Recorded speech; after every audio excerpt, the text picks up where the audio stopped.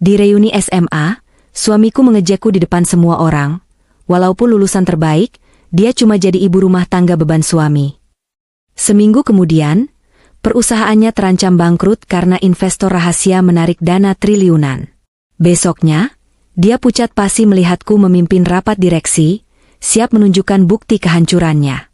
Sebelum ceritanya dimulai, silakan tulis di kolom komentar dari daerah mana saja teman-teman menonton cerita ini. Jangan lupa like dan subscribe agar channel ini bisa semakin berkembang dan mempersembahkan cerita yang lebih menarik lagi. Pagi di Bintaro selalu dimulai dengan kelembapan yang lengket dan simfoni suara yang sudah sangat kuhafal. Deru motor pengantar paket yang ngebut di polisi tidur, teriakan tukang roti, dan tentu saja, drama pagi hari di dalam rumahku sendiri. Jam dinding digital di dapur menunjukkan pukul 5.30 waktu Indonesia Barat. Aku sudah bangun sejak pukul 4. Sebuah kebiasaan yang sulit dihilangkan bahkan setelah hidupku berubah drastis beberapa tahun terakhir. Ibu, kaos kaki yang gambar superhero di mana? Teriak anakku dari lantai atas. Suaranya panik, tipikal anak SD yang merasa dunia akan kiamat jika seragamnya tidak sempurna. Aku menghela napas, meletakkan spatula kayu yang sedang kugunakan untuk mengaduk nasi goreng. Di laci kedua, sayang. Di bawah tumpukan seragam futsal, jawabku, sedikit mengeraskan suara agar terdengar sampai ke lantai 2. Aku kembali fokus pada wajan, memastikan bumbu nasi goreng kampung kesukaan keluargaku tercampur rata. Di cermin kecil yang tergantung di dekat kulkas, aku melihat pantulan diriku. Seorang wanita berusia 30-an akhir dengan rambut dicepol asal-asalan, mengenakan daster batik katun yang warnanya sudah agak pudar karena terlalu sering dicuci. Tidak ada riasan di wajah, hanya sisa kantung mata karena semalam aku harus memantau penutupan pasar saham Amerika hingga dini hari. Ini adalah seragamku. Ini adalah topengku. Sari, si ibu rumah tangga biasa yang tinggal di kompleks perumahan kelas menengah di Bintaro sektor sekian. Setelah kerusuhan pagi, memastikan anak sarapan, mengecek buku PR-nya, dan mencium tangan suamiku yang berangkat kerja dengan terburu-buru, rumah akhirnya menjadi sunyi pada pukul 7. Tapi tugasku sebagai ibu rumah tangga biasa belum selesai. Aku mengambil tas belanja ramah lingkungan yang tergantung di belakang pintu dapur dan melangkah keluar pagar. Target pagi ini, tukang sayur keliling yang biasa mangkal di ujung jalan kompleks. Bu Sari, tumben agak siangan. Bu, sapa Bu Tati, tetangga sebelah rumah yang hobinya memantau pergerakan warga kompleks lebih ketat daripada CCTV pos satpam. Dia sudah berdiri di sana, memilih cabai rawit sambil matanya melirik ke arahku. Aku tersenyum tipis, senyum sopan standar yang kugunakan untuk basa-basi. Iya nih, Bu Tati. Tadi anak agak rewel nyari buku catatannya. Aku mulai memilih bayam dan jagung manis. Di kepalaku, aku sedang tidak memikirkan menu sayur bening untuk nanti siang. Pikiranku sedang melayang pada laporan kuartal ketiga yang harus kureview sebelum rapat jam 10 nanti. Enak ya jadi Bu Sari, celetuk seorang ibu lain yang sedang menimbang tomat. Di rumah terus, santai. Nggak kayak kita-kita yang harus buru-buru ngantor ke Sudirman. Macetnya itu loh, bikin tua di jalan. Kata-kata itu jelas sebuah sindiran halus, dibungkus dengan nada iri yang dipaksakan. Di mata mereka, aku adalah wanita yang beruntung karena hanya di rumah. Tapi di saat yang sama juga dipandang sebelah mata karena dianggap tidak produktif secara finansial. Mereka mengira suamiku yang bekerja keras menanggung semua beban ekonomi keluarga sendirian. Alhamdulillah, disyukuri saja, Bu, jawabku singkat, tidak ingin memperpanjang obrolan yang tidak substansial ini. Aku membayar belanjaanku, mengangguk sopan pada para tetangga yang masih asyik bergunjing, dan segera berjalan pulang. Sesampainya di rumah, aku mengunci pintu pagar dan pintu utama dengan rapat. Detik itu juga, postur tubuhku berubah. Bahu yang tadi agak membungkuk santai kini tegak. Langkah kakiku menjadi lebih tegas. Aku berjalan melewati ruang tamu, menuju sebuah pintu di dekat ruang keluarga yang terlihat seperti pintu gudang biasa. Aku menempelkan ibu jariku pada pemindai biometrik yang tersamar di gagang pintu. Terdengar bunyi klik pelan, dan pintu tebal itu terbuka. Udara dingin dari AC sentral langsung menyambutku. Ruangan ini kedap suara, dindingnya dilapisi material peredam kualitas studio. Tidak ada lagi daster pudar. Aku segera menggantinya dengan blus sutra yang nyaman namun terlihat profesional. Meskipun bawahanku masih celana kulot rumah yang santai. Siapa yang peduli? Toh, rapat nanti hanya via Zoom dan aku tidak berencana menyalakan kamera. Meja kerjaku bukanlah meja makan penuh remah roti, melainkan sebuah meja kayu jati besar berbentuk L. 3 monitor beresolusi 4K menyala serentak, menampilkan grafik pergerakan indeks harga saham gabungan, IHSG, yang baru dibuka, data real-time pasar kripto global, dan dashboard kinerja perusahaan yang kubangun dari nol, Nusantara Quantum. Inilah duniaku yang sebenarnya. Aku bukan sekadar Sari si ibu rumah tangga. Aku adalah pendiri dan CEO dari startup teknologi yang 3 bulan lalu baru saja mencapai status unicorn, perusahaan dengan valuasi di atas $1 miliar Amerika. Kami bergerak di bidang komputasi kuantum dan kecerdasan buatan untuk analisis big data. Klien kami bukan sembarangan, mulai dari bank sentral di Asia Tenggara hingga perusahaan logistik multinasional. Tapi di Bintaro ini, tidak ada yang tahu. Bagiku, anonimitas ini adalah kemewahan. Aku bisa belanja sayur tanpa harus dikejar wartawan majalah bisnis. Aku bisa menjemput anakku sekolah tanpa ada yang meminta proposal investasi. Aku duduk di kursi ergonomis yang harganya mungkin setara dengan motor Matic Second. Tanganku bergerak lincah di atas keyboard mekanik, membalas belasan email penting yang masuk sejak semalam. Ponsel khusus kerjaku, sebuah smartphone hitam tanpa casing yang mencolok, bergetar di atas meja. Nama, Reza CEO Nusantara Quantum, muncul di layar. Aku mengangkatnya dengan mode loudspeaker, sambil mataku tetap memindai grafik saham. Pagi, Reza. Bagaimana update pagi ini? Suara Reza terdengar jernih dan to the pound di seberang sana. Selamat pagi, Bu Sari. Laporan kinerja tim AI sudah saya kirim ke email Ibu. Tapi ada satu hal mendesak yang perlu Ibu putuskan segera. Apa itu? Tanyaku sambil membuka email yang dimaksud Reza di monitor sebelah kiri. Pihak Gemilang Group menghubungi saya lagi pagi ini. Ini sudah ketiga kalinya dalam minggu ini, Bu. Direktur utama mereka, Pak Miko, mendesak untuk bisa bertemu langsung dengan Ibu. Mereka mengajukan proposal merger, atau setidaknya suntikan dana segar. Jari telunjukku berhenti bergerak di atas mouse saat mendengar nama itu. Miko. Dan perusahaannya, Gemilang Group. Aku bersandar di kursiku, menatap langit-langit ruangan sejenak. Sebuah senyum tipis yang dingin terukir di bibirku. Miko. Gumamku pelan, lebih pada diri sendiri. Nama itu membawa kembali kenangan masa SMA belasan tahun lalu.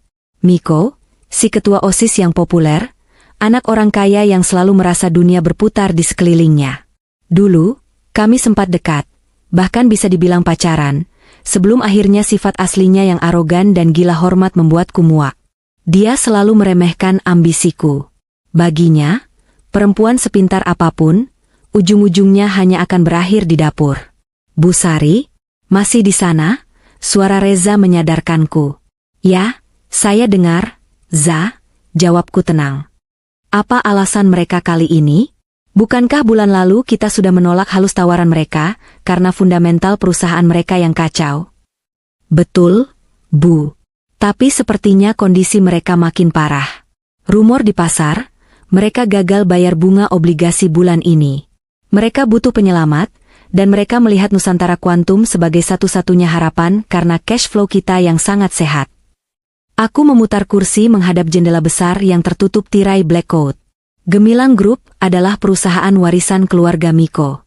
Dulu raksasa di bidang properti dan retail, tapi di tangan Miko yang lebih suka pencitraan daripada pembenahan manajemen, perusahaan itu perlahan tapi pasti menuju jurang kehancuran. Reza, kataku dengan nada datar namun tegas. Jangan tolak mereka secara langsung dulu. Katakan pada mereka bahwa Ibu S sedang mempertimbangkan proposalnya, tapi jadwalnya sangat padat. Baik, Bu. Jadi kita gantung dulu? Ya, gantung mereka. Biarkan mereka merasa punya harapan. Semakin tinggi mereka berharap, semakin sakit saat jatuh nanti. Aku terdiam sejenak, lalu menambahkan instruksi lain. Dan satu lagi, Za, tugaskan tim analis senior untuk menggali lebih dalam lagi tentang Gemilang Group. Aku mau data yang lebih detail daripada sekadar laporan keuangan publik. Cari tahu utang-utang tersembunyi mereka, vendor yang belum dibayar, dan kalau ada, skandal manajemen yang mereka tutupi. Siap, Bu Sari. Saya akan bentuk tim khusus hari ini juga. Ada lagi, Bu? Cukup untuk saat ini. Kita bicara lagi nanti siang setelah saya selesai review laporan ini. Baik, Bu. Sambungan telepon terputus. Aku kembali menatap layar monitor. Grafik saham gemilang grup di bursa sedang berwarna merah menyala, menunjukkan tren penurunan yang tajam. Miko, bisikku pelan. Dulu kamu bilang aku nggak akan jadi apa-apa. Sekarang, nasib perusahaan warisan bapakmu ada di tangan perempuan berdaster yang kamu remehkan ini. Aku kembali fokus bekerja, menyelami lautan data dan angka. Di luar sana, matahari Bintaro semakin terik, dan para tetangga mungkin masih mengira aku sedang bersantai menonton televisi sambil melipat pakaian. Biarlah mereka berpikir begitu. Pertunjukan yang sesungguhnya baru akan dimulai. Siang hari itu, setelah menyelesaikan sesi rapat virtual maraton dengan tim pengembang di India dan Singapura, aku menyempatkan diri untuk makan siang. Menunya sederhana, sisa sayur kemarin yang kuhangatkan dan sepotong tempe goreng. Aku makan di meja makan biasa di luar ruang kerjaku, kembali mengenakan daster yang tadi sempat kutanggalkan. Ponsel pribadiku, ponsel yang kugunakan untuk urusan sekolah anak, grup keluarga, dan pesanan galon air, bergetar hebat di atas meja makan. Bukan cuma sekali, tapi berkali-kali, menandakan rentetan pesan masuk yang tiada henti. Aku mengernyit. Siapa yang mengirim pesan sebanyak ini di jam istirahat makan siang? Dengan enggan, aku meraih ponsel pintar yang layarnya sudah retak sedikit di bagian ujung. Notifikasi hijau dari aplikasi WhatsApp memenuhi layar. Sumber keributan itu ternyata berasal dari sebuah grup yang sudah lama aku bisukan notifikasinya, alumni SMA 20 Jakarta Angkatan 2010. Grup ini biasanya sepi, hanya ramai kalau ada yang ulang tahun, ada berita duka, atau ada yang numpang promosi jualan MLM. Tapi hari ini, jumlah pesan yang belum terbaca melonjak sampai ratusan hanya dalam waktu 1 jam. Penasaran, aku membuka grup tersebut. Jempolku menggulir layar ke atas dengan cepat, mencoba mencari awal mula kehebohan ini.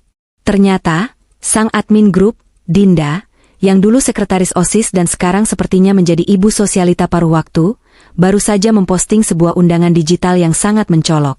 Kilauan undangan reuni akbar 1 dekade kilauan SMA 20 Jakarta Angkatan 2010. Teman-teman tersayang, nggak kerasa ya sudah 10 tahun kita lulus. Kangen gak sih sama masa-masa putih abu-abu? Yuk, kita kumpul lagi, nostalgia bareng, dan update kesuksesan masing-masing. Waktu, Sabtu depan, pukul 19 WIB tempat, Grand Ballroom Hotel Mulia, Senayan dress code, touch of batik glamour. Akan ada door prize menarik dan hiburan band papan atas. Don't miss it, guys. RSVP ke Dinda ya.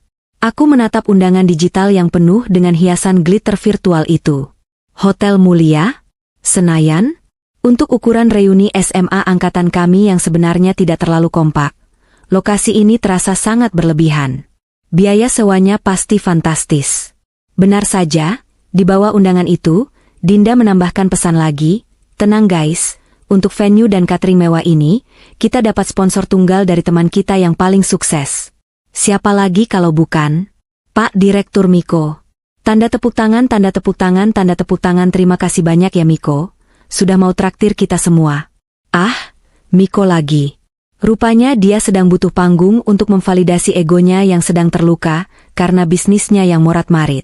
Mengadakan pesta mewah saat perusahaan sedang krisis adalah taktik klasik untuk menutupi kebangkrutan dan meyakinkan investor bahwa semuanya baik-baik saja.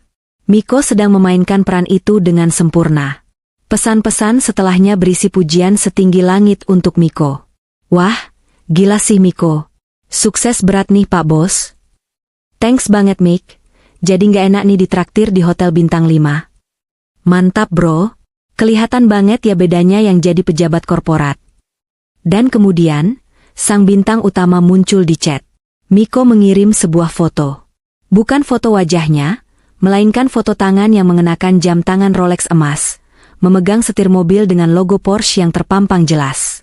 Latar belakangnya adalah gedung-gedung pencakar langit SCBD yang diambil dari balik kaca mobil. Captionnya singkat tapi syarat kesombongan. Miko, santai aja guys. Rezeki itu harus dibagi. Lagian kangen juga sama kalian semua. Gue tunggu ya kehadirannya. Wajib datang semua. Aku hanya memutar bola mata membaca pesan itu.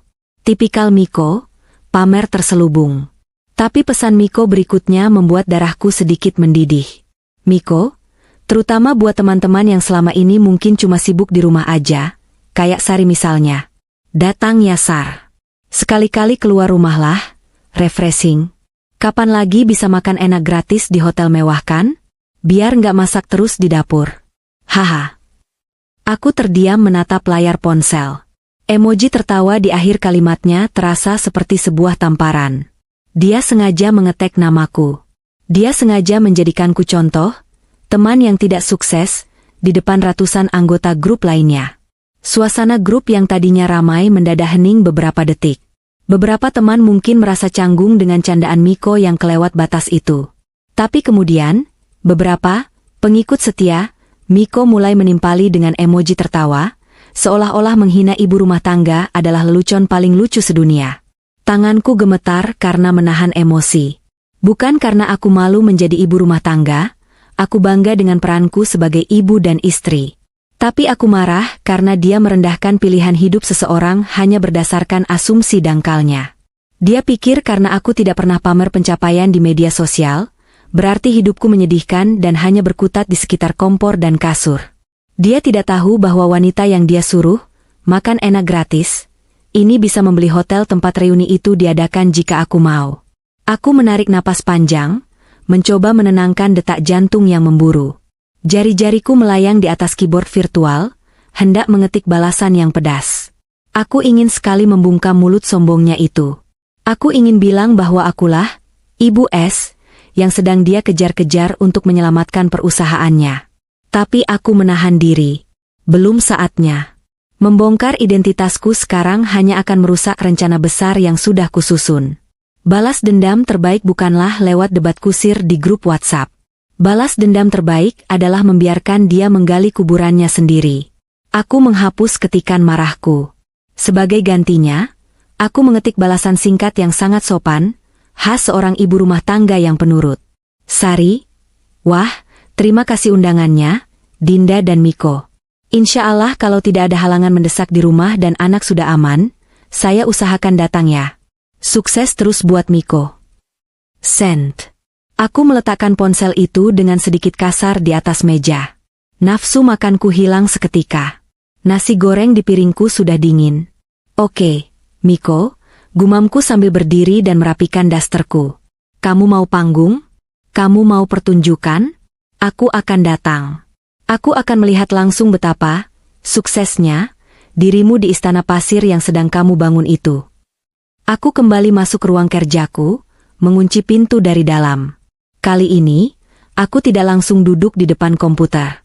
Aku berdiri di depan cermin besar di sudut ruangan, menatap bayanganku sendiri. Sari si ibu rumah tangga sudah cukup bersabar. Sekarang, giliran Sari sang CEO yang mengambil alih kemudi. Aku akan datang ke reuni itu, bukan untuk makan gratis, tapi untuk memastikan bahwa kejatuhan Miko akan menjadi tontonan paling spektakuler tahun ini. Sabtu malam tiba lebih cepat dari yang kuharapkan. Sejak sore, grup WhatsApp alumni sudah meledak dengan ratusan foto selfie teman-teman yang sedang bersiap. Ada yang pamer sedang di salon, ada yang memotret gaun sequin berkilauan di atas kasur, dan tentu saja, ada Miko yang memposting foto kunci mobil mewahnya dengan caption, "On the way." Jangan telat ya. Guys, time is money. Aku berdiri di depan lemari pakaianku yang luas. Bukan lemari di kamar tidur utama, melainkan walk-in closet tersembunyi yang hanya bisa diakses dari ruang kerjaku. Di sini berderet koleksi pakaian dari desainer ternama dunia, mulai dari blazer Armani untuk rapat direksi hingga gaun malam Chanel yang hanya kupakai saat gala bisnis di luar negeri. Namun, tanganku melewati semua kemewahan itu. Malam ini, peranku adalah Sari si ibu rumah tangga biasa. Aku tidak boleh terlihat terlalu miskin hingga mengundang rasa iba yang merendahkan, tapi juga tidak boleh terlihat kaya raya hingga membongkar penyamaranku. Pilihanku jatuh pada sebuah dress batik tulis, selutut berwarna coklat tanah. Potongannya sederhana, sopan, dan timeles. Batik ini sebenarnya mahal, karya pembatik legendaris dari Solo yang harganya bisa membiayai hidup satu keluarga selama sebulan. Tapi bagi mata awam yang hanya mengenal merek fashion mentereng dari logo besarnya, baju ini akan terlihat kuno dan biasa saja. Sangat pas. Ibu mau pergi kemana? Tanya anakku yang sedang menonton televisi di ruang tengah saat aku keluar. Ibu mau reuni sebentar, ketemu teman-teman lama SMA. Kamu di rumah sama ayah dulu ya, nak? Jawabku sambil mengusap kepalanya. Suamiku, yang tahu persis siapa aku sebenarnya dan mendukung penuh setiap langkah, perang, bisnisku, hanya mengedipkan sebelah mata dari balik koran yang dibacanya. Hati-hati, Bu CEO. Jangan sampai mereka jantungan duluan sebelum waktunya, bisiknya pelan sambil tersenyum geli. Aku memanggil taksi online biasa, bukan mobil dinas kantor dengan sopir pribadi. Perjalanan menuju Senayan cukup padat. Lampu-lampu gedung pencakar langit Jakarta berkelap-kelip di balik jendela mobil, seolah menyemangatiku untuk panggung sandiwara malam ini. Tiba di lobi hotel mulia, atmosfer kemewahan langsung menyergap.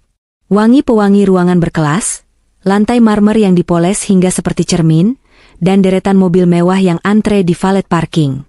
Aku turun dari taksi online di tengah himpitan mobil-mobil sport itu. Petugas doorman sempat menatapku sekilas dengan tatapan datar, berbeda dengan bungkukan hormat yang ia berikan pada wanita berbaju merah yang turun dari Alphard di depanku. Ah, diskriminasi kelas yang klasik. Aku melangkah menuju Grand Ballroom. Di depan pintu masuk yang megah, banner besar bertuliskan, Reuni Akbar Angkatan 2010, terpampang norak dengan foto Miko di tengah-tengahnya. Seolah-olah ini adalah acara fan meeting dirinya, bukan reuni sekolah. Begitu pintu ballroom dibuka, hawa dingin AC yang menusuk tulang dan suara riuh rendah percakapan langsung menyambutku. Ruangannya megah, dihiasi lampu kristal raksasa. Meja-meja bundar ditata rapi dengan taplak putih bersih dan centerpiece bunga segar yang wangi. Sari, ya ampun, sumpah lo datang. Suara cempreng itu milik Dinda. Dia berlari kecil menghampiriku dengan gaun malam panjang yang menyapu lantai. Dinda memelukku sekilas, pelukan cipika-cipiki yang tidak menempelkan pipi karena takut bedaknya luntur. Hai, Din. Iya, kan diundang, jawabku tersenyum. Dinda memandangku dari ujung kaki ke ujung kepala. Matanya berhenti di tas tanganku, sebuah tote bag kulit lokal tanpa merek yang sederhana. Ada kilatan rasa kasihan di matanya, jenis kasihan yang membuat perutku mual. Duduk di meja nomor 15 ya, Sar. Itu di pojok sana, dekat pintu dapur. Soalnya meja depan udah penuh sama anak-anak yang ya lo tahulah, yang jadi donatur acara, ujarnya dengan nada yang dibuat-buat ramah. Tapi bajunya batik ya? Vintage banget. Pasti awet ya baju lama. Aku hanya mengangguk, menahan tawa. Dia tidak tahu bahwa kain batik yang kusebut vintage ini, usianya baru 3 bulan, dan dibuat dengan teknik canting nol yang sangat rumit. Iya, Din. Nyaman dipakai. Aku berjalan menuju meja nomor 15.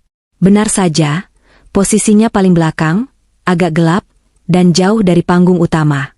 Di sana duduk beberapa teman lain yang nasibnya dianggap kurang sukses oleh panitia. Seorang guru honorer yang sederhana, seorang ibu rumah tangga yang membawa balitanya, dan seorang pria pendiam yang sepertinya bekerja sebagai staf administrasi biasa. Mereka menyambutku dengan hangat dan tulus, kontras dengan kepalsuan di meja depan. Acara dimulai dengan seremonial membosankan. Tentu saja, puncaknya adalah sambutan dari sponsor tunggal kita. Lampu sorot diarahkan ke tengah ruangan. Musik yang dramatis berdentum. Miko berjalan naik ke panggung dengan setelan jas slim fit buatan desainer Italia. Rambutnya ditata klimis dengan pomade berlebih. Dia memegang mikrofon dengan gaya seolah dia adalah Steve Jobs yang hendak meluncurkan iPhone baru. Selamat malam, teman-teman, serunya. Senang sekali bisa melihat wajah-wajah lama kalian. Gue sengaja bikin acara ini di sini, biar kalian semua bisa ngerasain lifestyle gue sehari-hari. Makan yang banyak ya, jangan malu-malu. Tagihannya aman. Tepuk tangan riuh terdengar dari meja-meja depan. Para penjilat yang berharap dapat cipratan proyek bersorak paling kencang.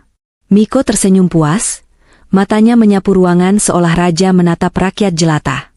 Setelah sambutan, sesi makan malam dimulai.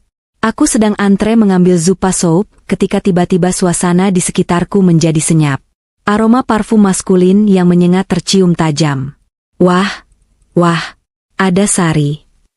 Aku menoleh. Miko berdiri di sana, dikelilingi oleh Dinda dan dua teman pria lainnya yang tertawa-tawa seperti bodyguard bayaran. Miko memegang gelas wine, meskipun aku tahu isinya cuma jus anggur bersoda karena dia punya makroni sejak SMA, dan menatapku dengan tatapan merendahkan.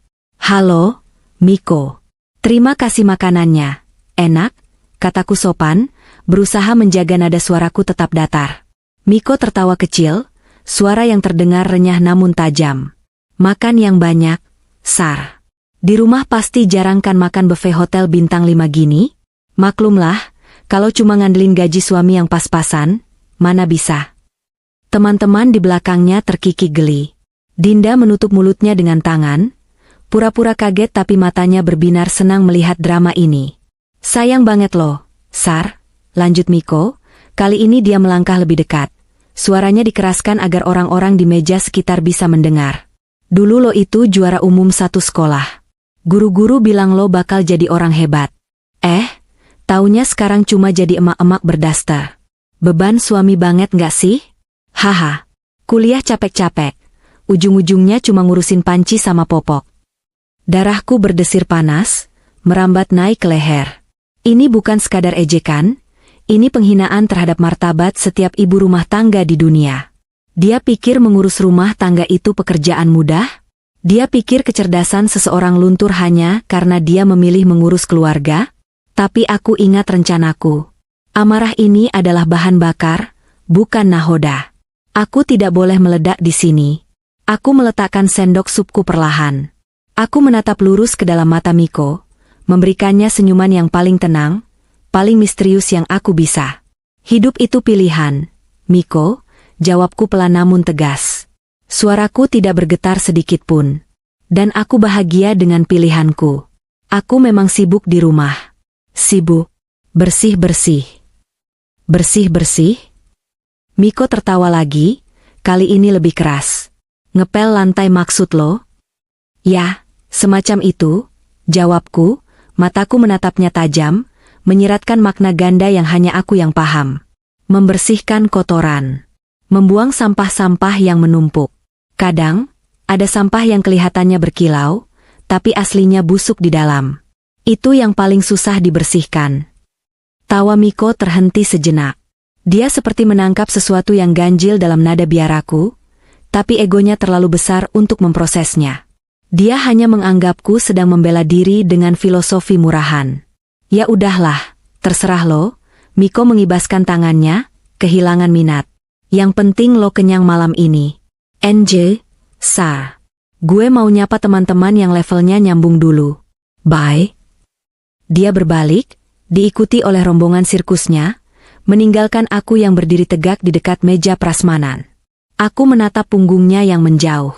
Jas mahalnya tampak pas di badan, tapi aku bisa melihat gestur bahunya yang sedikit tegang. Dia berusaha terlalu keras untuk terlihat santai. Nikmatilah malam ini, Miko, bisikku dalam hati, sambil kembali mengambil mangkuk supku. Makanlah yang enak, tertawalah yang keras. Karena mulai Senin besok, kamu tidak akan bisa tidur nyenyak lagi. Malam itu, aku pulang lebih awal. Di dalam taksi, aku membuka tabletku, mengirim pesan singkat pada Reza, wakilku. Pesan untuk Reza, aktifkan rencana B. Mulai besok pagi, tekan mereka dari segala arah. Aku mau laporan setiap jam. Senin pagi di Jakarta selalu membawa aura yang berbeda. Jika Sabtu malam adalah tentang mimpi dan kepalsuan, Senin pagi adalah tentang realitas yang menghantam keras. Langit di atas kawasan Sudirman tampak kelabu, mendung tebal menggantung seolah menahan beban air yang siap tumpah, mencerminkan suasana hati orang-orang yang terjebak macet di bawahnya. Aku duduk di ruang kerjaku yang kedap suara di Bintaro. Di hadapanku, layar monitor utama menampilkan live feed dari data pasar saham. Saham Gemilang Group, kode emiten, GEMI, baru saja dibuka, dan grafiknya langsung membentuk garis terjun bebas berwarna merah. "Selamat pagi, Bu Sari." Wajah Reza muncul di layar monitor sebelah kanan melalui sambungan video conference. Latar belakangnya adalah kantor pusat Nusantara Kuantum yang futuristik. Wajahnya tampak segar, siap tempur. "Pagi, Za. Bagaimana situasi di lapangan?" tanyaku sambil menyesap kopi hitam tanpa gula. Sesuai instruksi Ibu, Reza memulai laporannya dengan nada profesional. "Pagi ini, 3 vendor utama Gemilang Group secara serentak mengirimkan surat somasi. Mereka menuntut pembayaran tunggakan yang sudah jatuh tempo 6 bulan lalu. Totalnya mencapai 15 miliar rupiah. Berita ini bocor ke media online ekonomi 5 menit yang lalu." Aku tersenyum tipis. "Bagus. Bagaimana reaksi internal mereka?" "Nah, ini bagian menariknya, Bu. Sumber kita di dalam, sekretaris direksi mereka, Mbak Rini yang minggu lalu Ibu bantu lunasi biaya rumah sakit ibunya, memberikan laporan pandangan mata yang sangat detail. Dia bahkan mengirimkan rekaman audio dari ruang rapat Miko." "Putarkan," perintahku. Reza mengklik sesuatu di layarnya. Terdengar suara kresek-kresek sejenak, lalu muncul suara teriakan yang sangat kudikenal. Itu suara Miko. Tapi bukan suara Miko yang penuh wibawa dan sombong, seperti di pesta reuni Sabtu lalu. Ini adalah suara Miko yang panik, histeris, dan ketakutan. "Gimana bisa bocor? Siapa yang ngasih tahu wartawan soal utang vendor? Cari orangnya. Pecat sekarang juga." Suara Miko melengking tinggi, diikuti suara benda keras yang dibanting ke meja. Mungkin stapler atau ponsel mahal. Terdengar suara lain yang gemetar, mungkin manajer keuangannya. "Pak, bukan cuma vendor. Bank Nusa baru saja menelepon. Mereka membekukan fasilitas kredit modal kerja kita, karena rasio utang kita sudah melanggar kovenan. Kita nggak bisa bayar gaji karyawan bulan ini kalau rekening dibekukan, Pak." Hening sejenak dalam rekaman itu, lalu suara Miko terdengar lagi, kali ini lebih pelan, seperti orang yang kehabisan napas. Investor misterius itu. Ibu S dari Nusantara Kuantum. Hubungi dia. Sekarang. Cuma dia yang bisa selamatin kita. Bilang gue mau ketemu, kapan aja, di mana aja. Gue bakal cium kakinya kalau perlu." Rekaman berakhir. Aku bersandar di kursi kerjaku, memutar-mutar pena di jari. Bayangan Miko yang sedang kalang kabut di lantai 40 gedung pencakar langit itu terlintas jelas di benakku. Dia pasti sedang melonggarkan dasinya yang terasa mencekik, keringat dingin mengalir di pelipisnya, meski AC ruangan disetel di suhu terendah. Sabtu kemarin dia menertawakan hidupku yang dianggapnya beban. Senin ini, dia rela mencium kaki orang yang dia anggap penyelamat, tanpa tahu bahwa kakinya sama dengan kaki yang dia hina. Miko sudah menghubungi kantor kita 5 kali dalam 1 jam terakhir. "Bu," tambah Reza. Dia mengirim email, menelepon sekretaris saya, bahkan mencoba menghubungi nomor pribadi beberapa direktur kita. Dia putus asa. "Biarkan dia terpanggang sedikit lebih lama, Za," kataku dingin. "Biarkan sahamnya turun sampai ke titik terendah. Aku mau dia merasakan bagaimana rasanya tidak punya pilihan. Bagaimana rasanya diremehkan oleh keadaan." Aku menggeser mouse, membuka grafik analisis keuangan Gemilang Group yang sudah disusun timku. Perusahaan warisan ayah Miko itu sebenarnya punya aset yang bagus. Tanah di lokasi strategis, beberapa pabrik yang potensial, tapi salah urus selama 5 tahun terakhir membuatnya keropos. Miko menggunakan uang perusahaan untuk gaya hidup pribadinya. Mobil-mobil mewah, pesta-pesta, dan branding diri yang kosong. "Lalu, kapan Ibu mau muncul?" tanya Reza hati-hati. Aku melihat jam dinding. Pukul 10 pagi. "Jadwalkan pertemuan hari Rabu sore," putusku. "Katakan pada mereka bahwa CEO Nusantara Kuantum, Ibu S, bersedia menerima presentasi final mereka untuk membicarakan kemungkinan akuisisi, bukan sekadar suntikan dana." "Akuisisi, Bu?" Miko pasti keberatan. Dia tidak akan mau kehilangan kendali atas perusahaannya. Dalam kondisinya sekarang, dia tidak punya posisi tawar, Reza. Pilihannya cuma 2, diakuisisi dan masih punya sedikit sisa uang untuk pensiun dini, atau bangkrut total dan masuk penjara karena penggelapan pajak yang datanya baru saja kamu kirimkan padaku. Reza mengangguk mengerti. Baik, Bu. Saya akan sampaikan undangannya. Rabu sore, di kantor kita? Tidak, selaku cepat. Jangan di kantor kita. Terlalu formal, dan aku tidak mau dia melihat logo Nusantara Quantum terlalu dini dan curiga. Kita adakan di private meeting room di hotel tempat dia mengadakan reuni kemarin. Hotel Mulia? Reza tampak bingung. Kenapa di sana, Bu? Sentimental, jawabku singkat. Aku ingin dia jatuh tepat di tempat dia merasa paling tinggi. Di tempat dia mempermalukanku, di situ juga aku akan mengakhiri karirnya. Baik, Bu Sari. Strategi yang puitis. Saya akan atur semuanya. Layar video conference mati. Aku kembali sendirian di ruang kerjaku yang sunyi. Di luar, hujan mulai turun deras membasahi Bintaro. Aku membayangkan Miko di kantornya, menatap hujan yang sama di jendela kaca gedung tingginya, merasa dunia sedang runtuh menimpanya. Aku beranjak dari kursi, berjalan keluar dari ruang kerja menuju dapur. Waktunya kembali menjadi Sari si ibu rumah tangga. Aku harus memasak sup ayam untuk anakku yang akan pulang sekolah sebentar lagi. Tanganku yang tadi memegang nasib ratusan karyawan Gemilang Group, kini dengan terampil mengupas bawang dan memotong wortel. Saat memotong wortel, aku teringat wajah Miko saat mengejekku, tukang masak. Pisau di tanganku memotong wortel itu dengan bunyi tak, yang tegas di atas talenan kayu. Tunggu hari Rabu, Miko, gumamku pada irisan wortel yang malang. Ibu rumah tangga ini akan mengajarkanmu satu pelajaran mahal tentang sopan santun dan karma. Ponselku bergetar lagi. Kali ini bukan dari Reza, tapi notifikasi dari grup WhatsApp alumni. Miko, guys, sorry banget. Gue lagi ada urusan super urgent dan genting di kantor. Doain ya semua lancar. Yang mau ngajak nongkrong, pending dulu ya. Teman-teman di grup langsung membalas dengan doa dan dukungan. Tidak tahu apa yang sebenarnya terjadi. Dinda, semangat Pak Bos. Pasti proyek triliunan lagi nih. Aku hanya tersenyum kecut membaca pesan itu. Jari-jariku mengetik balasan singkat, menutup babak ini dengan manis. Sari, semoga semua masalahnya cepat selesai ya, Miko. Badai pasti berlalu. Sent. Ya, badai pasti berlalu. Tapi kadang, badai itu menyapu bersih segalanya hingga tak bersisa. Dan akulah badainya.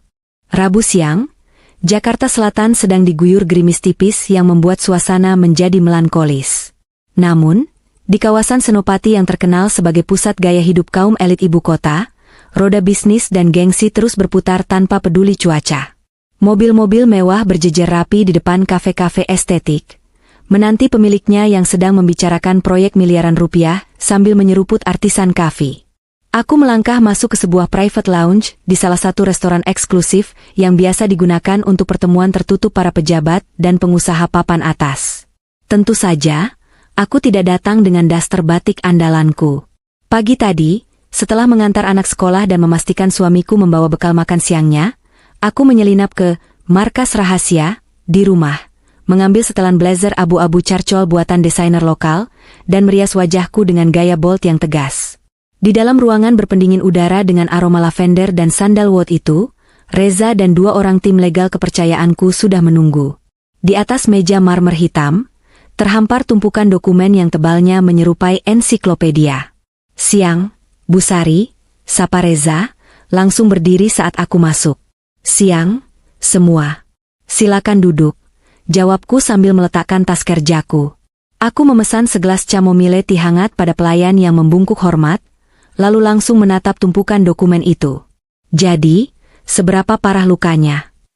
Reza saling pandang dengan ketua tim legal, Pak Haryo. Pak Haryo, pria parubaya yang sudah makan asam garam dunia hukum korporasi, menghela napas panjang sambil membetulkan letak kacamata bacanya. Lebih parah dari perkiraan awal kita, Bu. Pak Haryo membuka percakapan dengan nada prihatin. Tangannya membuka map berwarna merah. Gemilang Group bukan lagi kapal yang bocor, tapi kapal yang mesinnya sudah dicuri dan lambungnya keropos dimakan rayap. Aku mencondongkan tubuh ke depan, tertarik. Jelaskan detailnya. Pertama, Soal arus kas, Pak Haryo menunjuk sebuah grafik yang menukik tajam. Laporan keuangan yang mereka rilis ke publik itu, hasil polesan kosmetik yang sangat kasar. Mereka mencatat piutang macet sebagai aset lancar. Padahal, piutang itu berasal dari perusahaan-perusahaan cangkang yang ternyata milik teman-teman Miko sendiri. Jadi, uang perusahaan keluar ke teman-temannya dengan dalih pinjaman modal, tapi tidak pernah kembali. Aku mendengus sinis. Tipikal Miko. Membeli loyalitas teman dengan uang perusahaan bapaknya. Kedua, sambung Reza, kali ini dia membuka dokumen lain yang berisi deretan angka transaksi kartu kredit korporat. Penggunaan dana operasional untuk kepentingan pribadi sangat masif. Bu, lihat ini. Pembelian jam tangan mewah senilai 500 juta rupiah bulan lalu, dicatat sebagai biaya entertainment klien. Lalu ada tagihan hotel bintang 5 di Bali selama seminggu penuh, atas nama Miko dan seorang wanita bernama Bella, dicatat sebagai studi banding pariwisata. Namanya Bella. Jadi itu nama wanita yang sering dia pamerkan di Instagram story-nya belakangan ini, meski wajahnya selalu ditutupi stiker hati. Aku tidak merasa cemburu sedikit pun. Justru aku merasa kasihan. Miko menggunakan uang karyawan yang gajinya tertunggak, hanya untuk membiayai liburan dengan gundiknya. Dan yang paling fatal, Bu, sela Pak Haryo dengan nada serius. Sertifikat tanah pabrik utama mereka di Cikarang ternyata sudah digadaikan kedua bank berbeda secara diam-diam. Ini pidana, Bu. Kalau ini terbongkar, Miko bukan cuma bangkrut, dia bisa masuk penjara minimal 5 tahun. Hening menyelimuti ruangan itu. Suara denting sendok teh yang diaduk pelayan di sudut ruangan terdengar begitu nyaring. Aku bersandar di kursi empuk itu, menatap langit-langit ruangan yang dihiasi lampu gantung artistik. Bayangan Miko yang sombong di acara reuni kembali terlintas. Sayang banget lulusan terbaik kita cuma jadi IRT. Beban suami banget kan? Kata-kata itu terngiang lagi, tapi kali ini tidak lagi menyakitkan. Justru terdengar lucu. Orang yang menyebutku beban suami ternyata adalah parasit yang menggerogoti warisan orang tuanya sendiri sampai ke tulang. Miko. Gumamku pelan. Kamu benar-benar menggali kuburanmu sendiri terlalu dalam. Jadi, apa keputusan ibu? Tanya Reza hati-hati, memecah lamunanku. Apakah kita batalkan saja rencana pertemuan besok? Perusahaan ini terlalu berisiko untuk diselamatkan. Kalau kita masuk, kita harus membereskan semua kekacauan ini. Bebannya besar. Aku menatap Reza, lalu beralih ke Pak Haryo. Tatapanku berubah dingin dan tajam. Siapa bilang kita akan menyelamatkan Miko? Tanyaku datar. Reza mengerutkan kening. Maksud ibu? Kita tidak akan menyuntikkan dana segar untuk dia foya-foya lagi. Kita tidak akan menjadi mitra atau partner. Kita akan menjadi pemilik baru, jelasku dengan nada yang tak terbantahkan. Aku mau kita melakukan akuisisi penuh. Hostile takeover jika perlu. Kita ambil alih aset-aset produktifnya, pabrik, tanah, dan sistem distribusinya yang masih bagus. Tapi manajemennya, kita potong habis. Aku mengambil pena emas dari saku blazerku, menarik sebuah kertas kosong, dan menuliskan satu kata besar di sana, likuidasi. Kita akan tawarkan harga yang sangat rendah, sesuai dengan valuasi real setelah dikurangi utang-utang busuknya. Miko tidak akan punya pilihan selain menerima. Karena kalau dia menolak, ban akan menyita semuanya minggu depan dan dia akan berakhir di penjara karena kasus penggelapan sertifikat itu. Reza tersenyum lebar, mengerti arah permainanku. Skakmat. Dia akan keluar dari perusahaannya sendiri, tanpa membawa apa-apa selain baju yang menempel di badan. Tepat sekali, jawabku. Dan soal karyawan-karyawan yang gajinya tertunggak itu, masukkan dalam klausul perjanjian. Nusantara Quantum akan melunasi gaji mereka segera setelah akuisisi sah. Aku ingin menyelamatkan ratusan kepala keluarga yang bekerja di sana, bukan menyelamatkan bos mereka yang tidak becus. Pak Haryo mengangguk setuju. Langkah yang sangat bijak dan kejam secara bersamaan, Bu Sari. Saya suka. Siapkan dokumen perjanjiannya untuk besok sore. Buat draftnya serapi dan sekuat mungkin. Jangan ada celah bagi dia untuk menuntut balik. Perintahku. Siap, Bu. Oh ya, Presentasinya jadi di Hotel Mulia? Tanya Reza memastikan. Ya. Di meeting room VVIP lantai paling atas. Pesan ruangan yang pemandangannya langsung menghadap ke gedung kantor Gemilang Group.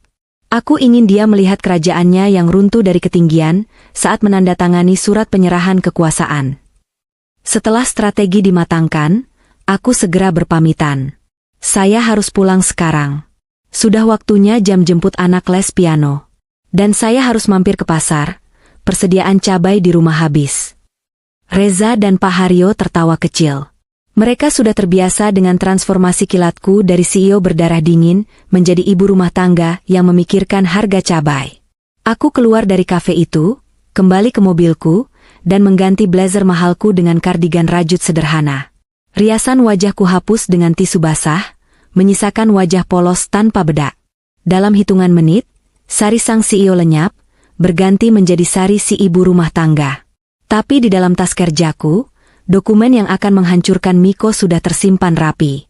Strategi sang istri sudah siap dieksekusi. Besok akan menjadi hari penghakiman. Sementara aku sibuk memilih ikan segar di pasar modern Bintaro, suasana di lantai 40 gedung kantor Gemilang Group di Sudirman sedang mencekam seperti di dalam kapal selam yang kehabisan oksigen. Ini bukan spekulasi. Aku tahu persis karena mata-mataku, Rini sang sekretaris, terus memberikan laporan pandangan mata lewat pesan teks terenkripsi. Kantor itu suram. Lampu-lampu di lorong dimatikan sebagian untuk menghemat listrik.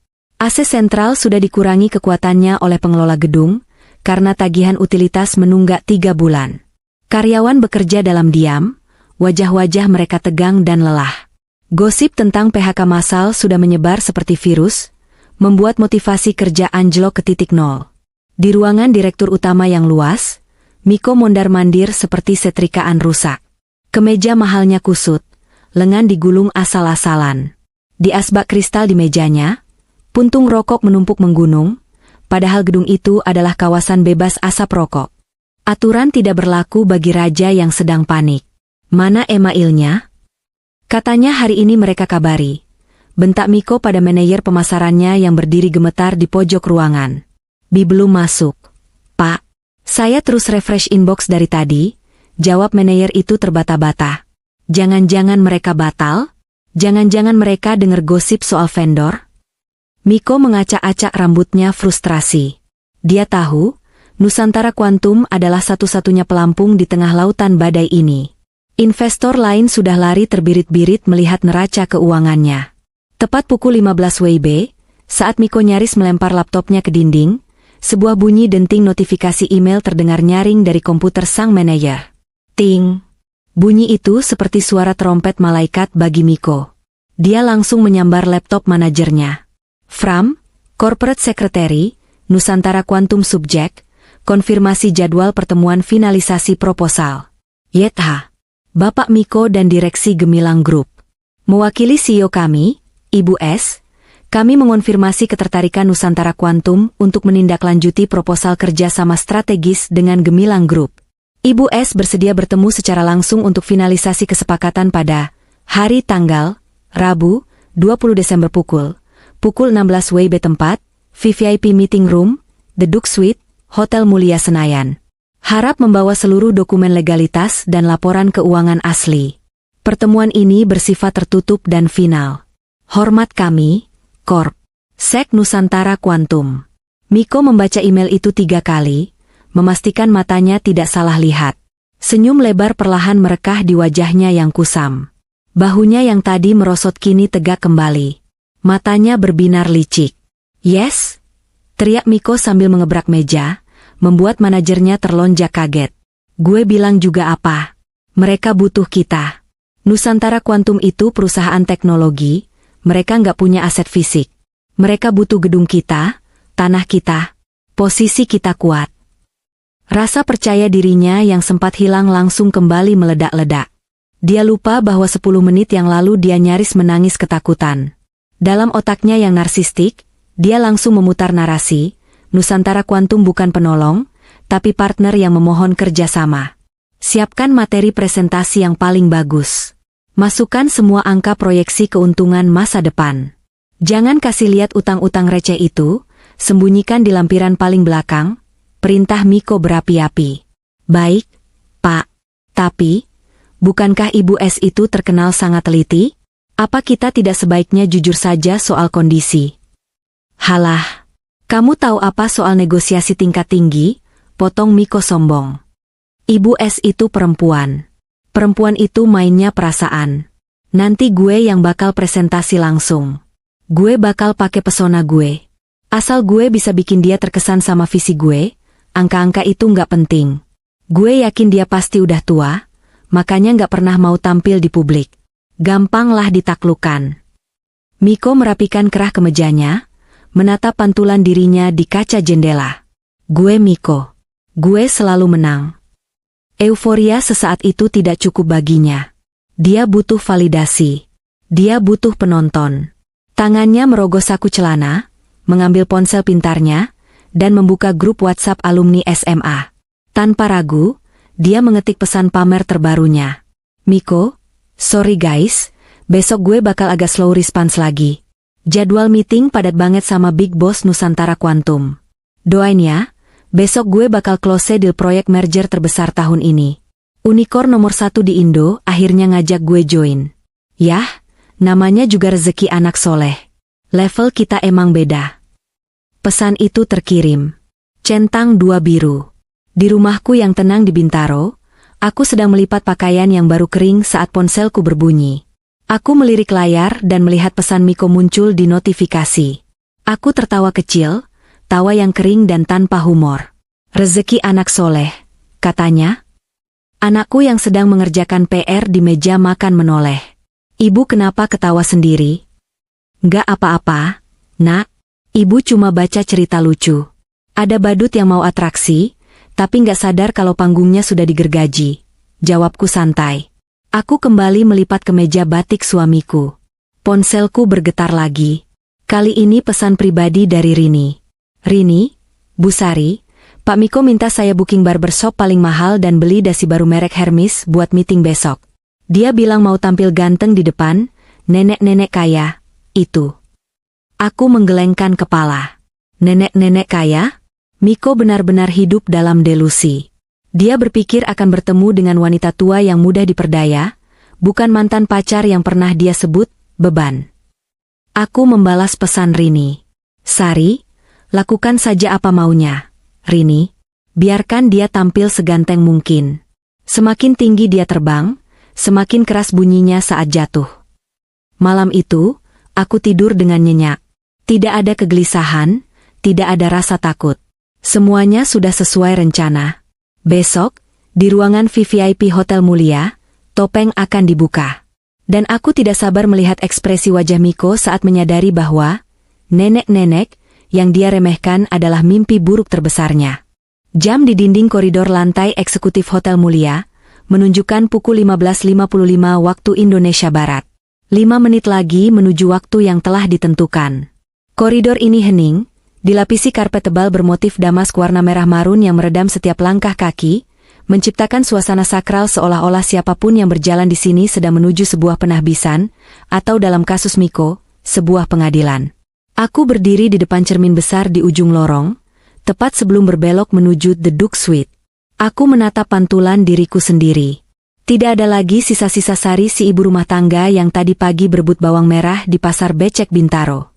Tidak ada lagi daster batik yang warnanya pudar di bagian ketiak, karena terlalu sering dicuci.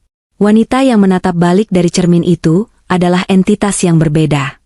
Aku mengenakan setelan powersuit rancangan Bian berwarna putih gading, warna yang berani, menyimbolkan kesucian sekaligus dominasi yang dingin. Potongannya tajam, memeluk tubuhku dengan presisi milimeter, menegaskan postur tubuh yang tegak dan penuh percaya diri.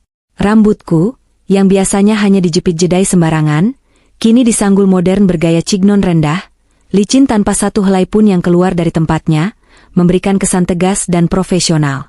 Di telingaku, sepasang anting mutiara laut selatan memantulkan cahaya lampu koridor dengan lembut. Dan di pergelangan tangan kiriku, melingkar jam tangan Patek Philippe Nautilus dengan dial biru, sebuah pernyataan status yang hanya dimengerti oleh mereka yang benar-benar berada di puncak rantai makanan ekonomi. Jam tangan ini bukan sekadar penunjuk waktu. Ini adalah simbol bahwa waktuku lebih berharga daripada seluruh aset likuid yang dimiliki Miko saat ini. Ibu Sari, suara Reza terdengar pelan dari belakangku. Dia berdiri tegap, memegang map kulit hitam tebal berisi vonis mati untuk Gemilang Group. Di belakangnya, 2 orang staf legal dan 2 pengawal pribadi berbadan tegap berdiri dalam formasi siaga. Tim Miko sudah ada di dalam sejak 30 menit lalu. Laporan dari dalam, Miko sudah 3 kali ke toilet. Dia gugup setengah mati. Aku tersenyum tipis. Hanya sudut bibirku yang terangkat sedikit. Ketakutan adalah aroma yang paling jujur, Reza. Dia tahu dia sedang berjalan di atas tali tipis, tapi dia tidak tahu bahwa akulah yang memegang guntingnya. Apa kita masuk sekarang, Bu? Tanya Reza. Aku menarik napas panjang, mengisi paru-paruku dengan aroma air freshener mahal hotel, dan sisa wangi parfum Tom Ford Black Orchid yang kupakai. Aroma rempah dan anggrek hitam yang misterius, segelap rencana yang sudah kususun. Ayo, perintahku singkat. Jangan biarkan rajanya menunggu terlalu lama untuk turun tahta. Kami bergerak. Langkah kaki kami berirama. Tuk, tuk, tuk. Bunyi hak sepatu stiletto low bootinku terdengar ritmis dan mengintimidasi, memecah keheningan lorong. Di depan pintu ganda The Duke Suite yang terbuat dari kayu mahoni berukir emas, 2 petugas keamanan hotel membungkuk hormat padaku. Mereka mengenali aura kekuasaan, atau mungkin mereka sudah diberitahu oleh manajer hotel siapa tamu VVIP sebenarnya hari ini. Salah satu pengawalku maju, meletakkan tangannya di gagang pintu kuningan yang dingin. Dia menoleh padaku meminta persetujuan. Aku mengangguk sekali. Pintu terbuka lebar. Udara dingin dari dalam ruangan langsung menerpa wajahku. Suhu ruangan itu disetel sangat rendah. Mungkin sekitar 16 derajat Celcius, khas ruang rapat para pejabat yang ingin menjaga kepala tetap dingin, atau dalam kasus Miko, untuk menahan keringat dingin yang terus mengucur. Pemandangan di dalam ruangan itu begitu megah sekaligus ironis. Dinding kaca raksasa di sisi kiri menampilkan panorama Jakarta di sore hari yang mendung. Langit kelabu menggantung di atas gedung-gedung pencakar langit Sudirman dan SCBD, seolah alam semesta turut berduka untuk nasib Gemilang Group. Di tengah ruangan, sebuah meja oval panjang dari kayu eboni hitam mengkilat mendominasi, dikelilingi kursi-kursi kulit ergonomis yang harganya setara motor bebek. Di sisi kanan meja, duduklah tim sukses Gemilang Group. Miko duduk di tengah, diapit oleh direktur keuangan yang wajahnya seputih kertas HVS, dan manajer pemasaran yang sibuk mengetuk-ngetukkan pulpennya ke meja dengan tempo cepat, tanda kecemasan akut. Miko membelakangi pintu saat kami masuk. Dia sedang sibuk mengomel pada stafnya, suaranya terdengar cempreng dan panik, memantul di dinding-dinding akustik ruangan. Ingat ya, pokoknya kalau Ibu S masuk, kalian jangan ada yang duduk. Berdiri semua, senyum. Tunjukin kalau kita ini profesional. Seru Miko sambil membetulkan letak dasi barunya. Dari laporan Rini, aku tahu itu dasi Hermes seharga 5 juta rupiah yang dia beli kemarin dengan kartu kredit yang limitnya sudah overdraft. Kita harus sikat deal ini hari ini juga. Puji penampilannya. Bilang dia kelihatan berwibawa. Orang tua suka dipuji. Aku menahan tawa getir mendengar instruksinya. Orang tua, katanya. Selamat sore, sapaku. Suaraku tidak keras, tapi memiliki resonansi yang dalam dan jernih. Memotong celotehan Miko seperti pisau panas memotong mentega. Miko tersentak kaget. Dia melompat berdiri dari kursinya dengan gerakan yang kikuk, nyaris menyenggol gelas air mineral di depannya. Dia berbalik badan dengan senyum lebar yang sudah dipoles sedemikian rupa, senyum salesman yang siap menjilat calon pembeli. Selamat sore, Ibu S. Selamat Dat. Kata-katanya mati mendadak. Seperti radio yang dicabut kabelnya. Mulut Miko yang tadinya terbuka untuk mengucapkan salam manis, kini menganga lebar. Matanya melotot, nyaris keluar dari rongganya. Bola matanya bergerak liar dari wajahku, turun ke pakaianku, lalu kembali ke wajahku, seolah otaknya mengalami korsleting dan gagal memproses data visual yang diterimanya. Dia tidak melihat wanita tua ubanan yang dia bayangkan. Dia melihat Sari. Sari, mantan pacarnya. Sari, teman sekelasnya dulu. Sari, ibu rumah tangga yang dia hina di pesta reuni 4 hari yang lalu. Keheningan yang menyusul sangatlah berat. Begitu berat hingga rasanya bisa ditimbang. Manajer keuangan dan pemasaran Miko juga mematung. Mata mereka membelalak melihat transformasiku, tapi mereka terlalu takut untuk bersuara. Miko mengerjap-ngerjapkan matanya beberapa kali. Ekspresi kagetnya perlahan berubah menjadi campuran antara kebingungan, penyangkalan, dan kemarahan. Egonya yang rapuh tidak bisa menerima kenyataan ini. Dia mencari penjelasan yang paling masuk akal bagi otak sempitnya. Sari. Miko akhirnya bersuara. Nadanya tinggi, melengking tidak percaya. Lo? Ngapain lo di sini? Aku tidak menjawab. Aku hanya berdiri diam di ambang pintu, membiarkan kehadiranku meresap ke dalam pori-pori ruangan itu. Reza dan timku berdiri di belakangku seperti tembok beton yang tak tertembus. Miko melangkah maju satu langkah, gestur tubuhnya berubah meremehkan. Dia tertawa kecil, tawa yang dipaksakan dan terdengar sumbang. Astaga, Sar. Gue kira siapa? Serunya sambil menggelengkan kepala, berusaha mencairkan ketegangan yang dia rasakan sendiri. Sumpah, gue kaget banget. Lo kerja di sini sekarang? Di hotel ini? Wah, hebat juga lo bisa masuk tim VVIP service. Tapi kok bajunya rapi banget? Bukan seragam hotel kan? Apa lo jadi SPG properti yang nyewa ruangan sebelah? Dia berhenti sejenak, menunggu reaksiku. Tapi aku tetap diam. Wajahku datar tanpa ekspresi seperti patung pualam. Miko mulai terlihat kesal dengan diamku. Dia merasa otoritasnya ditantang. Dia melirik jam tangannya, Rolex emas palsu yang dia banggakan di grup WA. Duh, Sar, sorry banget nih ya. Gue nggak bisa basa-basi lama sama lo. Gue lagi nunggu tamu super penting. Big Boss-nya Nusantara Quantum.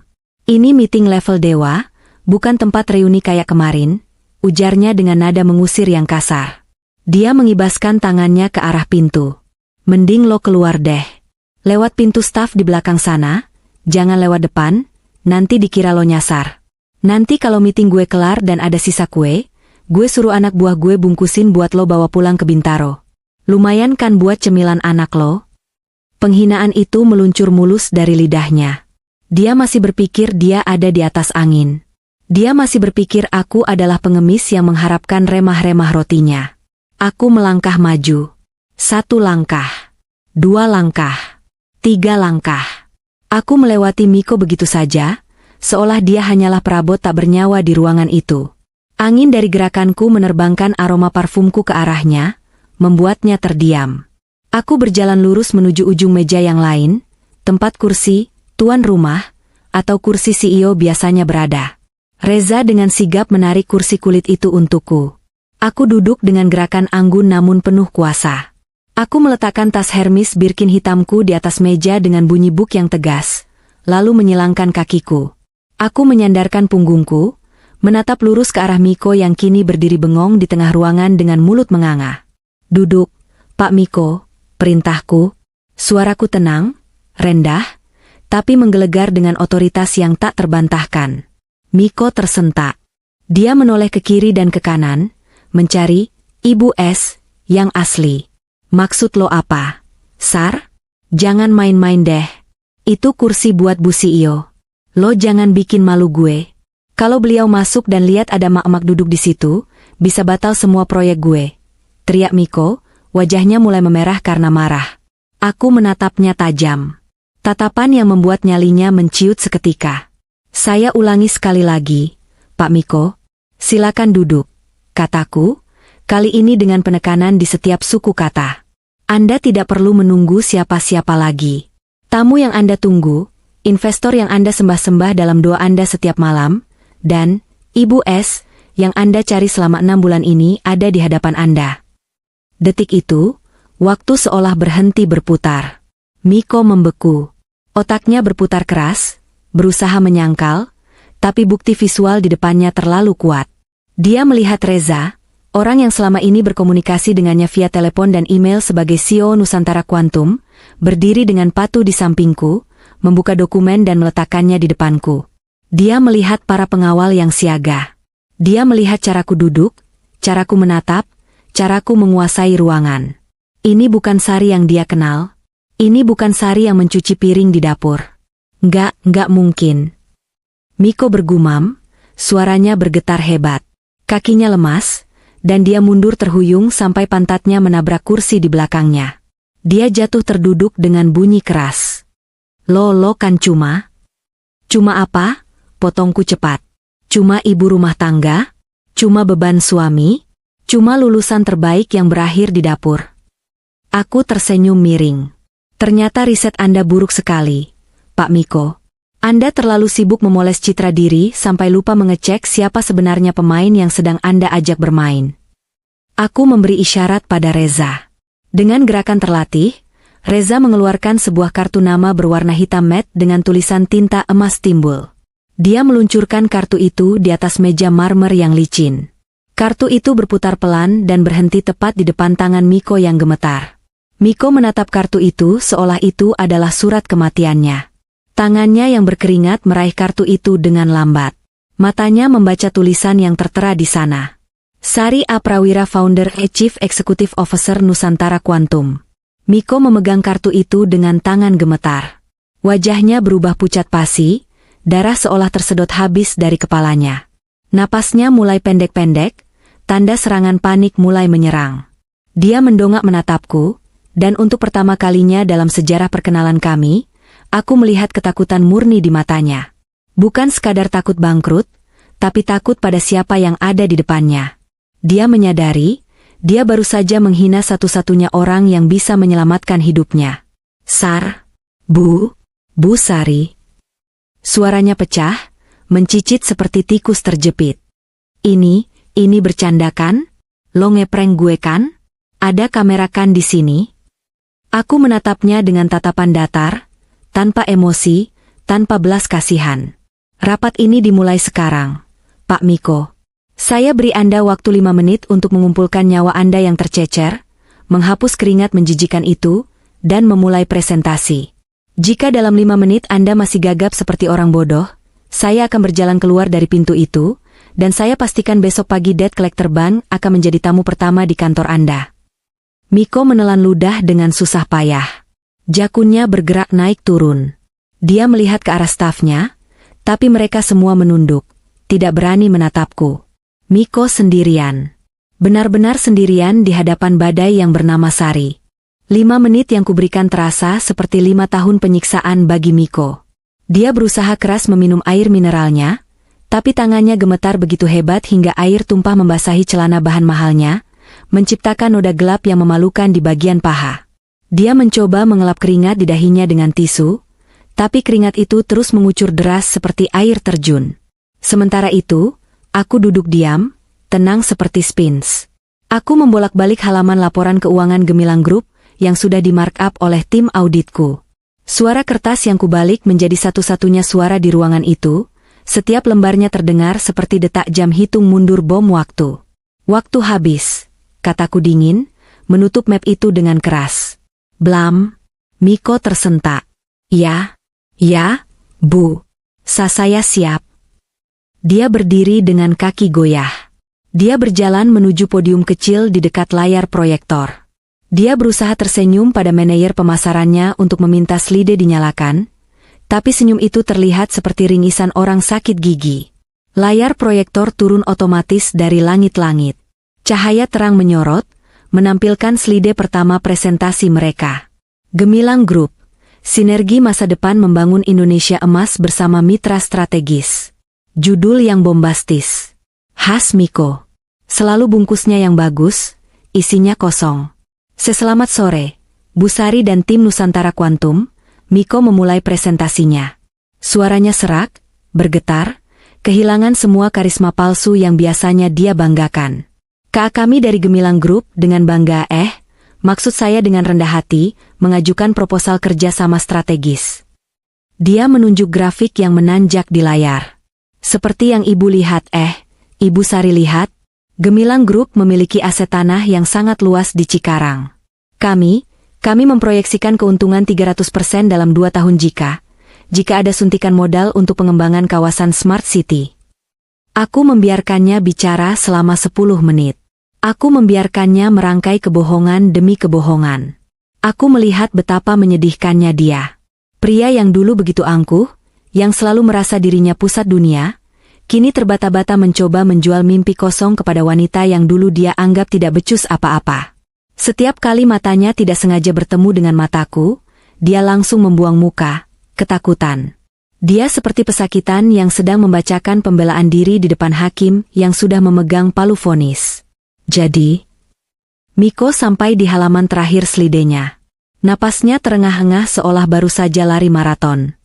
Kami membutuhkan dana investasi sebesar 500 miliar rupiah. Dana ini akan kami gunakan untuk pelunasan maksud saya untuk ekspansi bisnis dan modal kerja. Dia berhenti, menatapku dengan tatapan memohon. Tatapan seekor anjing yang dipukul tuannya. Kami yakin, di tangan Bu Sari, gemilang grup akan terbang tinggi kembali. Keheningan kembali menyelimuti ruangan. Manajer keuangan Miko menunduk dalam-dalam, mungkin berdoa agar lantai ruangan itu terbelah dan menelannya bulat-bulat. Aku menatap Miko lamat-lamat. Perlahan, aku mengangkat kedua tanganku dan bertepuk tangan. Plok, plok, plok. 3 tepukan lambat. Kering. Sarkastis. Presentasi yang sangat menghibur. Miko, komentarku dengan nada datar. Hampir sama menghiburnya dengan dongeng pengantar tidur anak saya. Bedanya, dongeng anak saya punya pesan moral. Dongeng kamu isinya cuma penipuan. Wajah Miko berubah pias. Maksud ibu apa? Ini data valid, Bu. Tim kami sudah. Diam, bentakku. Suaraku tidak lagi pelan. Kali ini menggelegar, memantul di dinding kaca, membuat Miko terlonjak kaget. Cukup omong kosongnya. Sekarang giliran saya yang bicara. Aku menoleh ke Reza. Sambungkan. Reza mengangguk, mencabut kabel HDMI dari laptop Miko dengan gerakan kasar dan menyolokkannya ke laptop miliknya sendiri. Layar di belakang Miko berkedip, lalu berubah tampilan. Latar belakangnya hitam legam. Tulisannya merah menyala. Laporan uji tuntas, due diligence kebohongan kegagalan gemilang grup. Miko menoleh ke belakang dan membelalak. Mulutnya terbuka, tapi tidak ada suara yang keluar. Aku berdiri dari kursiku, mengambil laser pointer dari tangan Reza, dan berjalan mendekati layar. Langkahku pelan, mengitari Miko seperti hiu mengitari mangsa yang terluka. Mari kita bedah. Sinergi masa depan, versi kamu ini, kataku sinis. Aku menekan tombol next. Slide pertama muncul. Sebuah peta satelit tanah di Cikarang dengan banyak garis merah. Poin 1, penipuan aset, jelasku dengan suara lantang. Kamu bilang punya 100 hektar tanah siap bangun. Faktanya, 60 hektar masih sengketa dengan warga lokal, karena ganti rugi yang belum kamu bayar, sejak tahun 2018. Dan parahnya lagi, sertifikat induk tanah ini, SHGB nomor 1024, sudah kamu gadaikan ke Bank Nusa. Lalu, 3 bulan lalu, kamu mencoba menggadaikannya lagi ke Bank Global menggunakan sertifikat duplikat yang kamu buat lewat notaris bodong. Aku menatap Miko tepat di mata. Itu bukan bisnis, Miko. Itu pidana. Penggelapan dan pemalsuan dokumen negara. Ancaman hukumannya 7 tahun penjara. Kaki Miko lemas. Dia harus berpegangan pada podium agar tidak jatuh. Itu salah paham, Bu. Itu urusan legal saya yang... Jangan menyalahkan anak buahmu, potongku. Kamu direktur utama. Tanda tangan di dokumen pengajuan kredit itu tanda tangan kamu. Aku menekan tombol lagi. Slide kedua. Grafik aliran dana yang rumit. Poin 2, embezzlement atau penggelapan dana. Suaraku makin dingin. Dalam 6 bulan terakhir, saat karyawanmu gajinya dipotong 50% dengan alasan efisiensi, ada aliran dana keluar sebesar 15 miliar rupiah ke rekening atas nama CV Bella Sentosa. Aku berhenti sejenak, membiarkan nama itu menggantung di udara. Miko mematung. Saya cek alamat CV ini. Ternyata sebuah butik tas mewah dan salon kecantikan di kawasan Kemang, lanjutku sambil tersenyum miring. Senyum yang penuh kejijikan. Dan pemiliknya adalah seorang wanita muda bernama Bella. Wanita yang sama yang kamu bawa liburan ke Maldives bulan lalu menggunakan private jet. Padahal kamu bilang ke investor kamu sedang roadshow mencari dana. Kamu merampok uang perusahaanmu sendiri, uang keringat karyawanmu, Untuk membiayai gaya hidup gundikmu, teriakku di depan wajahnya. Manajer keuangan di pojok ruangan mulai menangis sesenggukan. Dia pasti tahu soal ini dan dipaksa tutup mulut. Poin 3, aku menekan tombol terakhir. Slide itu hanya berisi satu kata besar berwarna merah, insolvent. Secara teknis, perusahaan kamu sudah bangkrut. Liabilitasmu 5 kali lipat lebih besar dari aset. Kas di bank cuma sisa cukup untuk bayar listrik bulan ini. Kamu adalah mayat berjalan, Miko. Kamu datang ke sini bukan menawarkan kerja sama. Kamu datang mencari orang bodoh yang mau menanggung utang-utangmu. Aku mematikan proyektor. Ruangan menjadi remang-remang lagi. Aku kembali duduk di kursiku, menatap Miko yang kini sudah hancur lebur. Dia bukan lagi pria sombong yang pamer mobil Porsche. Dia sekarang hanyalah pria parubaya yang menyedihkan, penuh dosa, dan terpojok. Air mata mulai mengalir di pipi Miko. Ingusnya meleleh. Dia menangis. Benar-benar menangis sesenggukan. Sar, tolong, Sar. Dia mulai meracau, berjalan terhuyung mendekatiku. Dia hendak berlutut di kakiku, tapi pengawalku menahannya dengan keras. Jangan sentuh saya, kataku dingin. Gue salah, Sar. Gue ngaku gue salah. Miko menangis meraung-raung. Gue hilaf. Gue sombong. Gue minta maaf soal omongan gue di reuni. Gue minta maaf gue ngehina lo. Gue nggak tahu lo sehebati ini. Tolong, Sar. Jangan laporin gue ke polisi. Jangan biarin gue di penjara. Kasihan nyokap gue, Sar. Dia bisa jantungan kalau tahu gue masuk penjara. Aku menatapnya dengan rasa iba yang tipis, namun tertutup oleh rasa muak yang lebih tebal. Sekarang kamu bawa-bawa ibumu? Kemana ibumu saat kamu menghamburkan uang warisan ayahnya untuk perempuan lain? Kemana ibumu saat kamu menelantarkan ratusan karyawanmu? Miko tidak bisa menjawab. Dia hanya terus menangis, menyebut namaku berkali-kali. Saya tidak akan memberikan pinjaman 500 miliar itu, putusku tegas. Tangis Miko makin keras. Harapannya musnah. Tapi, suaraku meninggi sedikit. Miko mendongak, matanya yang basah mencari secercah harapan. Saya bersedia melakukan akuisisi aset. Saya akan membeli Gemilang Group. Wajah Miko sedikit cerah. Bi, benarkah? Lo mau beli? Berapa valuasinya? Sar? Kalau sesuai proposal, gue bisa dapat 200 miliar buat pegangan. Aku tertawa. Tawa yang keras dan menghina. 200 miliar? Kamu sedang bermimpi?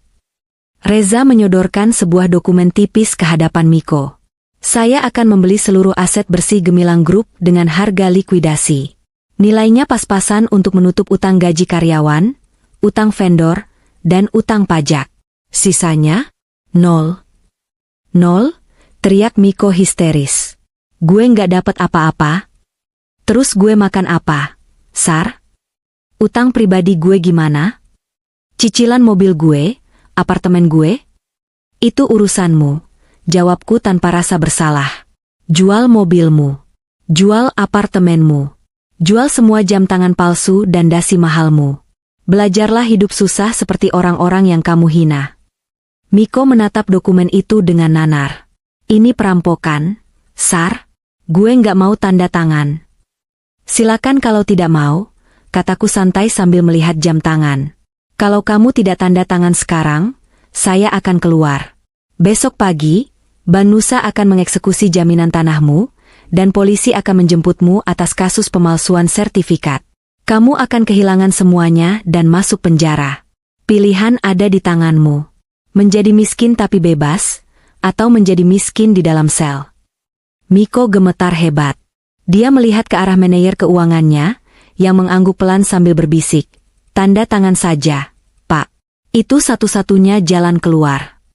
Dengan tangan yang gemetar tak terkendali, air mata membasahi kertas perjanjian, Miko mengambil pena yang disodorkan Reza. Dia tahu dia sudah kalah. Dia sudah diskakmat. Raja sudah tumbang. Dia menggoreskan tanda tangannya di atas materai. Detik itu juga, Gemilang Group bukan lagi miliknya. Warisan ayahnya, kebanggaannya, egonya, semuanya hilang dalam satu goresan tinta. Selesai, kata Reza menarik dokumen itu dengan cepat, seolah takut tertular kesialan Miko. Aku berdiri, merapikan blazerku. Selamat, Pak Miko. Anda sekarang resmi menjadi pengangguran. Saya harap Anda menikmati masa pensiun dini Anda. Aku berbalik badan, memberi isyarat pada timku untuk keluar. Sar. Panggil Miko lirih saat aku mencapai pintu. Aku berhenti, tapi tidak menoleh. Kenapa? Tanyanya serak. Kenapa lo lakuin ini ke gue? Cuma karena omongan gue di reuni? Aku menoleh sedikit, menatapnya dari balik bahu. Tatapanku setajam silet. Bukan cuma karena itu, Miko. Tapi karena kamu perlu belajar satu hal. Jawabku tenang. Bahwa wanita yang kamu remehkan, wanita yang kamu bilang cuma bisa masak dan ngurus anak, bisa jadi adalah orang yang memegang lehermu tanpa kamu sadari. Jangan pernah menilai orang dari dasternya. Karena daster itu hanyalah kostum. Di baliknya, bisa jadi ada seragam perang yang jauh lebih kuat dari jas mahalmu. Aku meninggalkan ruangan itu. Meninggalkan Miko yang tersungkur di lantai karpet, menangisi nasibnya di bawah gemerlap lampu kristal yang kini terasa mengejeknya. Pintu deduk suite tertutup di belakangku. Koridor hotel kembali sunyi. Aku berjalan menuju lift dengan perasaan yang aneh. Ada rasa puas, tentu saja. Tapi lebih dari itu, ada rasa lega. Beban masa lalu sudah terangkat. Di dalam mobil Alphard yang membawaku pulang membelah kemacetan Jakarta yang mulai diguyur hujan, aku membuka ponselku. Aku mengirim pesan singkat ke suami tercinta. Mission accomplished. Otwu pulang. Nitip beliin martabak manis keju susu ya? Yah, lapar banget abis marahin orang. Aku melepas jam tangan Patek Philippeku, memasukkannya ke dalam pouch beludru. Aku melepas anting mutiara, menghapus lipstik merah menyala dengan tisu basah. Saat mobil memasuki gerbang tol arah Bintaro, Sari sang CEO perlahan tertidur. Di rumah nanti, Sari si ibu rumah tangga akan bangun, siap menyantap martabak dan mendengarkan celoteh anak tentang sekolahnya. Dan bagiku, itulah kemenangan yang sesungguhnya. Hidup di dua dunia, dan menaklukkan keduanya.